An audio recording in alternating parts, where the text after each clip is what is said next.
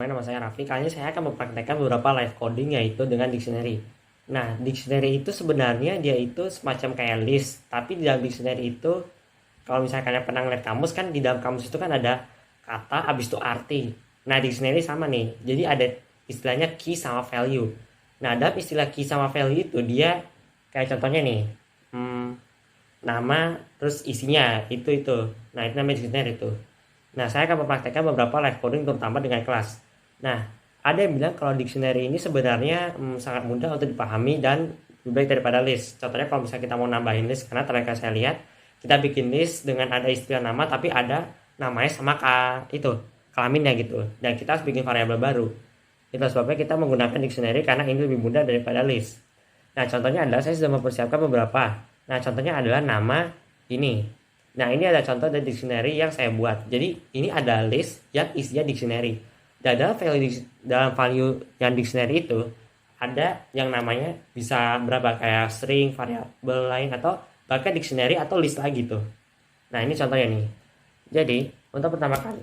Jadi, itulah sebabnya saya menciptakan beberapa nama kelas untuk mengecek beberapa data gitu. Nah, ini cuma satu orang, jadi kita tambahkan siapa? Nih, si Drake. Kelaminnya ya udah jelas ya laki-laki.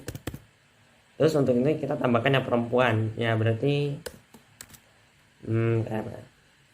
Cynthia. Terus kita tambahkan nih kelamin, terus ini. Nah, untuk ini ya guys, kalau misalnya kalian belajar soal indentasi, kalian harus perhatikan indentasinya nih.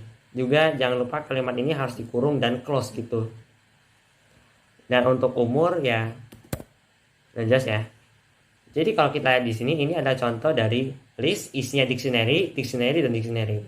Nah, coba kita print nih. Nah, untuk mencari beberapa data ini kita harus. Nah, saya sudah mempersiapkan beberapa for gitu. Jadi kalau misalnya kita mau ngeprint for, kita harus menggunakan. Nah, kalau dalam list itu kita pakainya for gitu untuk mengecek apakah semua ini sudah masuk.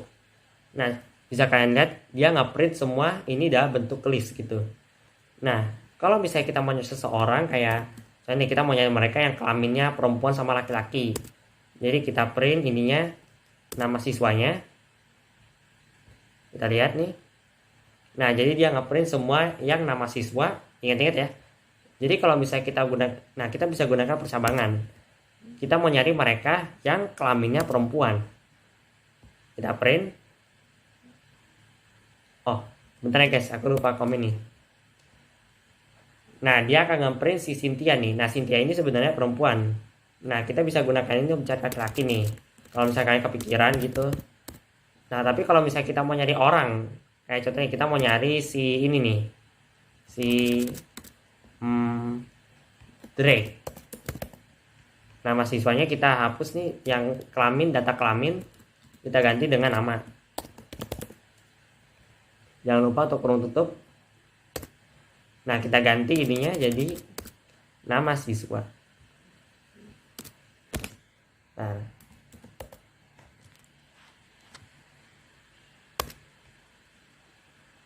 untuk mencari tahu dia ada di kelas mana gitu. Jadi orang bisa lebih mudah. Dah, selesai. Itu saya. Terima kasih.